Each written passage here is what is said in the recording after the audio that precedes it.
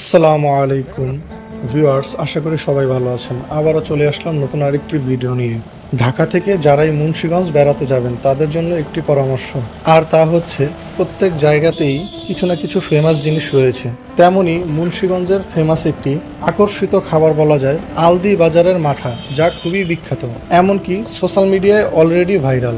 তা এই ঈদে মুন্সিগঞ্জ বেড়াতে গিয়েছিলাম।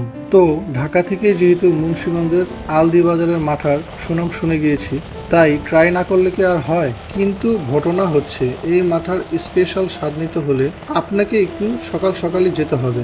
বিশেষ করে বন্ধের দিনগুলো একটু লেটে গেলে পাওয়াই যাবে না।